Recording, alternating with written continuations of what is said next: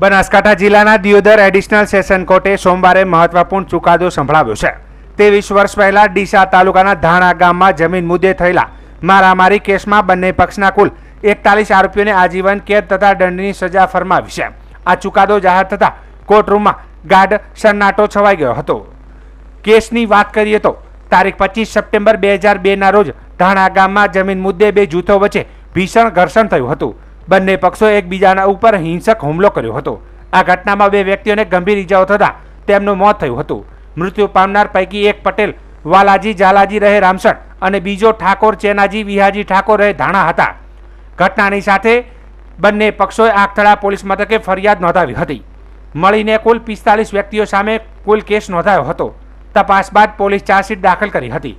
પહેલો case Palanpur session કોર્ટમાં પછી ડીસા સેશન કોર્ટમાં ચાલ્યો હતો। વર્ષ 2015થી દિયોદર એડિશનલ સેશન કોર્ટમાં કેસની સુનાવણી ચાલી રહી હતી। કેસની અંતિમ સુનાવણી દરમિયાન સરકારી વકીલ ડીવી ઠાકોરે અભ્યાસુઓને સુસંગત દલીલો રજૂ કરી હતી અને તેમણે કોર્ટને જણાવ્યું હતું કે આ બનાવ એક જ સમય અને એક જ સ્થળે બન્યો છે। બંને જૂથો હાથમાં હથિયાર લઈને હાજર હતા અને હુમલો કર્યો હતો। બંને પક્ષમાંથી બે લોકોના મોત થયા હોવાની તમામ આરોપીઓની ભૂમિકા એક સમાન માનવી જોઈએ। કોર્ટમાં કુલ 66 સાક્ષીઓના નિવેદન લેવામાં આવ્યા હતા।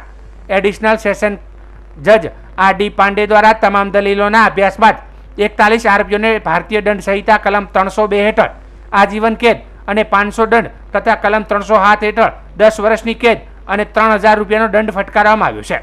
ચુકાદો જાહેર થતાં જ કોર્ટરૂમમાં સાંજ જેવી શાંતિ છવાઈ ગઈ હતી।